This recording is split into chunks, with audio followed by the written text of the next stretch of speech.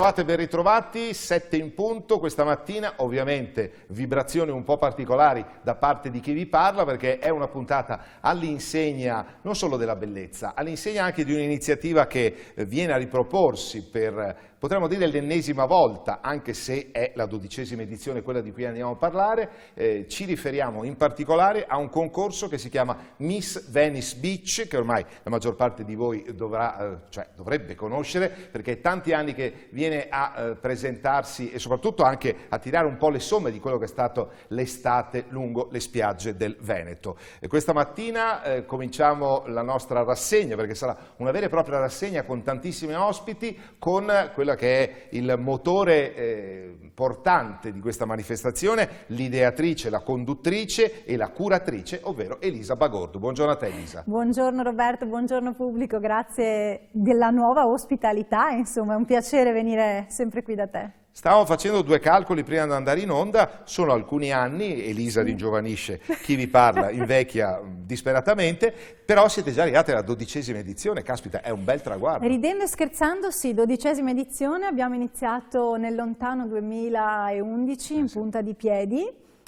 così un po' come una sfida, per premiare e per raccontare al mondo, perché comunque poi con i social, il web, si riesce ad avere un bacino d'utenza enorme, quindi raccontare quella che è Venezia, con le sue attività, le sue bellezze, le spiagge e perché no dedicarle una Miss, la perla dell'Adriatico, dell'Alto Adriatico, quindi la Miss Venice Beach, che fino a quel momento mancava.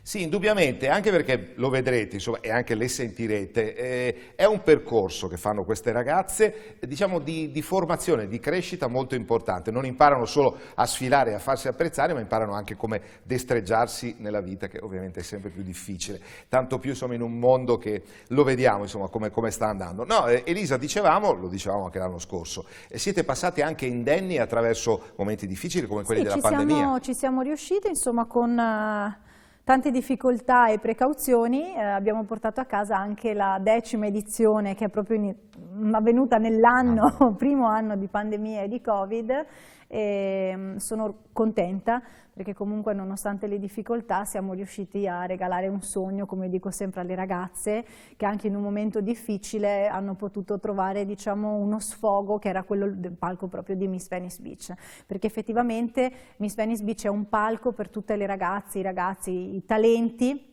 che hanno voglia di esprimersi, di mettersi in gioco e di far vedere al prossimo quanto valgono. Quindi ci siamo riusciti e abbiamo visto poi anche calcare la passerella delle ragazze che esprimevano poi come talento, hanno raccontato delle poesie, chi ha cantato, ma comunque esprimevano una tristezza un po' interiore dovuta a questa restrizione, questi 2 anni per la gioventù mancati, insomma, perché effettivamente poi è questo quello che è accaduto.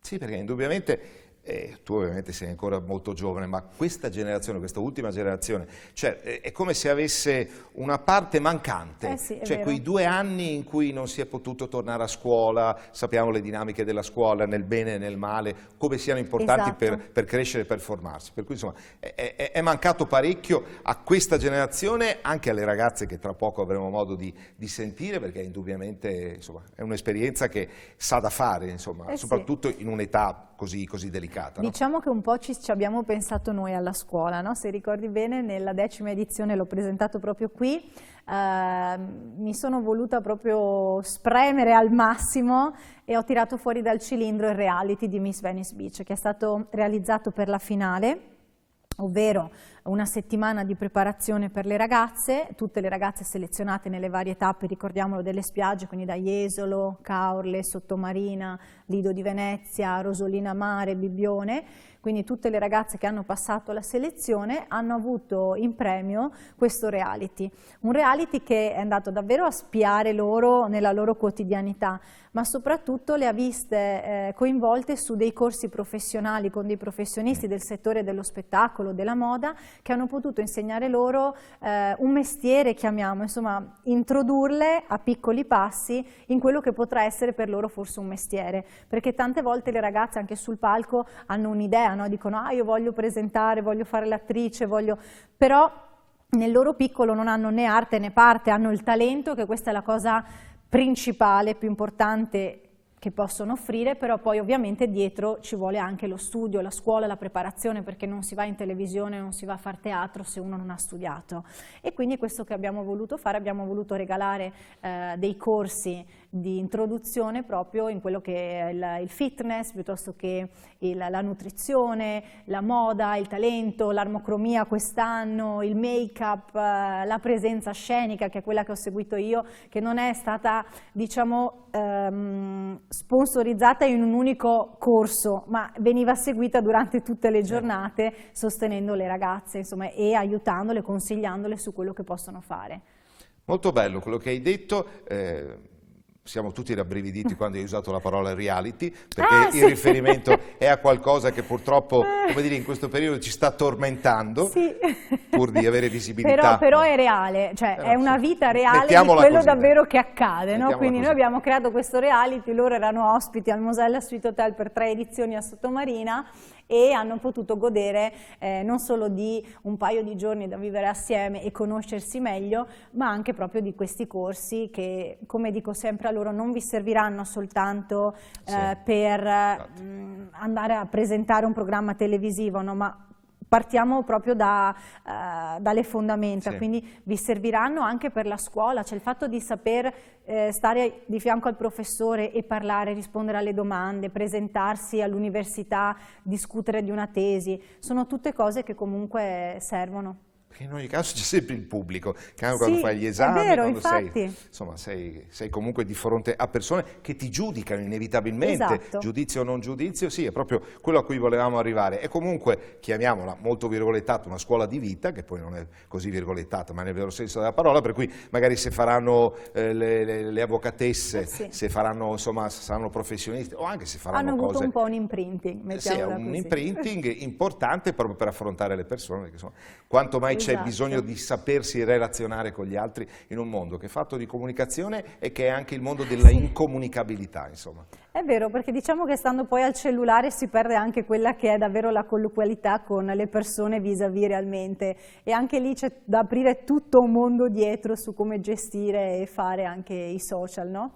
Un po' alla volta. Questo forse sono più brave loro ad insegnarcelo, Roberto. Sì, certo, è una generazione questa. Una generazione evocata all'internet, diciamo, ai social. Insomma. Noi nel nostro piccolo cerchiamo insomma di darvi un sostegno, noi siamo un pochino all'antica, la televisione rimane uno strumento di comunicazione un po' sorpassato, ma nel nostro piccolo cerchiamo. Sì, rimane comunque insomma un oggetto della tentazione, dell'attrazione da parte del grande pubblico.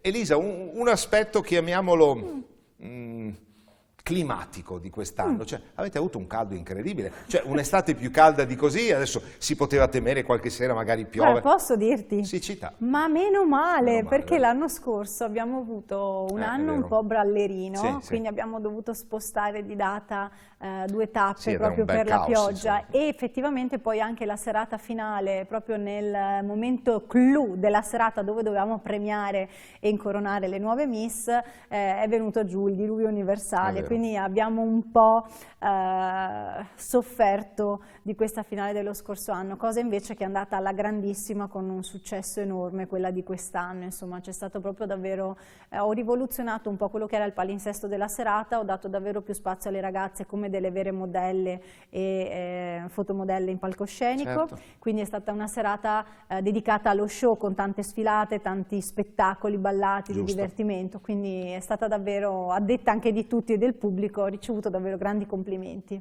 No, ma indubbiamente è una manifestazione che cresce, si vede anche in queste piccole grandi cose, insomma, quali sono poi i segni. E cresce poi anche con le attività che fanno le nostre ragazze, perché comunque da adesso, dall'11 di settembre, che è stato il giorno della finale, all'anno prossimo, oltre ad essere impegnate nel tour che faremo di Miss Venice Beach 2023, le ragazze hanno una serie di appuntamenti che quindi davvero le mettono a stretto contatto con il mondo del lavoro, insomma, dalle fiere all'hostess, alle presentazioni, agli speakeraggi, e le ospitate anche in televisione, quindi anche lì è tutta una gavetta da portare a casa come un bagaglio culturale enorme. Però tu sei riuscita a creare una continuità nel vero senso della parola, cioè la manifestazione è anche un passaggio di testimone, perché ci spiegavi gli altri anni, la Miss Venice Beach dell'anno precedente che passa il testimone e che parla anche con la nuova Miss Venice Beach, per cui anche un trasporto di esperienze molto bello, e arriviamo a te che non ti fermi mai praticamente. No,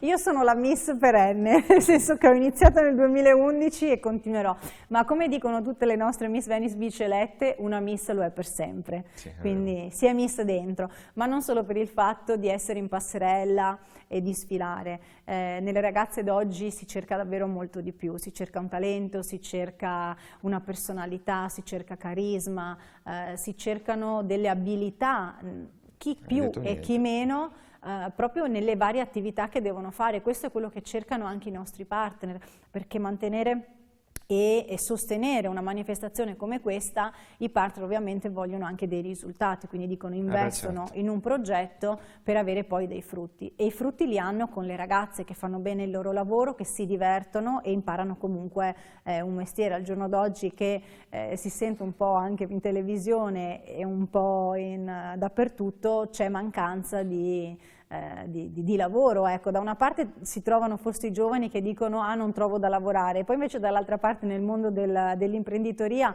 non ci sono i presupposti da parte dei giovani di lavorare, quindi insomma cerchiamo di mediare un po' la situazione e sproniamo queste ragazze, anche perché sono davvero molto brave nel loro.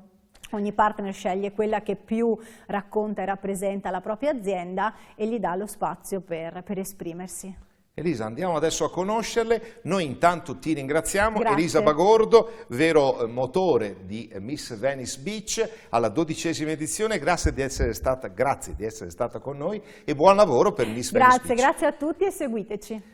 Noi ci fermiamo qualche istante, giusto il tempo per riprendere un po' fiato e per perderlo con le nostre prossime ospiti. A tra poco.